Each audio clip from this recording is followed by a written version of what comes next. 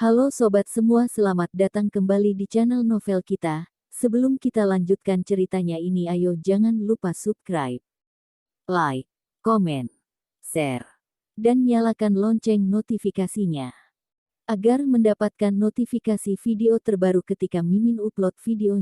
Falling for Merceo, bab 18 menolong wanita cantik. Seharian penuh. Orang-orang di kantor membicarakan soal Lucia yang dipelihara, tapi Lucia sama sekali tidak menghiraukannya. Yang ia pikirkan sekarang adalah kandidat-kandidat yang bisa ia ajak nikah kilat. Saat hampir pulang kantor, sesosok wajah pria pun terbesit di dalam benak Lucia. Orang itu memang adalah kandidat yang paling cocok, tapi Lucia sama sekali tidak mengenalnya. Kalau tahu situasinya akan menjadi seperti ini, Lucia pasti akan mempersilahkannya memperkenalkan diri waktu itu. Lucia benar-benar menyesal. Saat ia mengambil handphonenya, ia pun teringat akan sesuatu. Waktu itu orang itu mengajaknya bertemu di Moon Pavilion. Benar, ia bisa mendapatkan nomor teleponnya dari Moon Pavilion. Ternyata semua pasti akan ada jalannya. Petugas di Moon Pavilion sama sekali tidak mau memberitahukan identitasnya. Setelah Lucia mencoba merayunya, akhirnya Lucia pun mendapatkan nomor telepon orang itu. Tapi begitu dilihat, rasanya nomor telepon ini agak sedikit familiar. Lucia pun melihat-lihat sejarah panggilannya beberapa hari ini. Ternyata nomor ini kemarin malam meneleponnya. Lucia teringat kembali, saat dirinya dan Olivia keluar dari rumah sakit, karena masalah Gavin Gu, ia sama sekali tidak menghiraukan nomor ini. Tak disangka ternyata orang itu meneleponnya.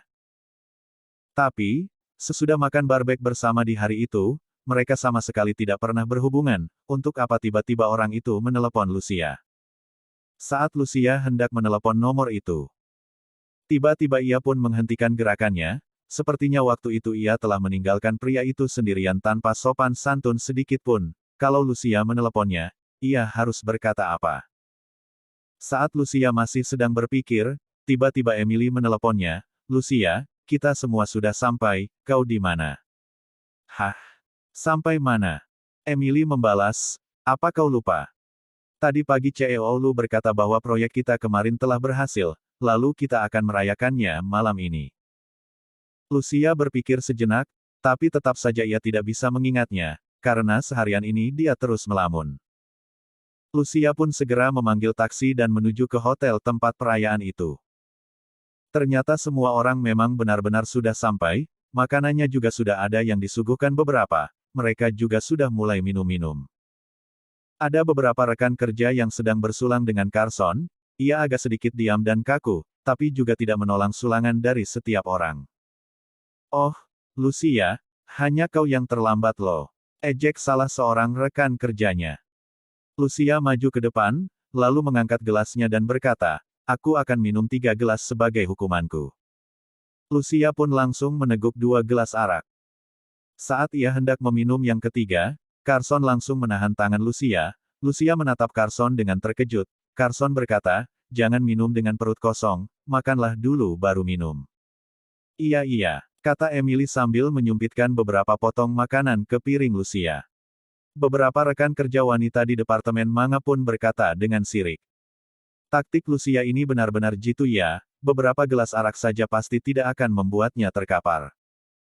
Iya, Lucia, jangan-jangan kau sengaja ya, ingin membuat Carson terlihat seperti pahlawan yang menolongmu. Lucia hanya tersenyum, saat ia mengangkat gelasnya dan hendak meneguk araknya, Carson pun langsung mengambil gelas Lucia dan meminumnya. Seluruh orang di sana pun terdiam seketika. Lucia agak sedikit terkejut, CEO Lu, sebenarnya aku bisa kok. Carson tidak melihat Lucia. Hanya meletakkan kembali gelas Lucia ke hadapannya dan berkata, hari ini kita datang untuk merayakan keberhasilan proyek kita. Kalau kalian ingin melihat aku menjadi pahlawan yang menolong wanita cantik, aku akan memenuhi permintaan kalian. Lalu, tak ada seorang pun yang berani menggoda Lucia lagi. Di tengah-tengah acara, Lucia pun keluar untuk pergi ke toilet. Saat ia keluar ia pun bertemu dengan Carson di wastafel. Ia ragu sejenak, lalu maju dan berkata, CEO Lu, waktu itu aku telah salah paham padamu, maaf. Satu lagi, terima kasih telah menolongku malam ini.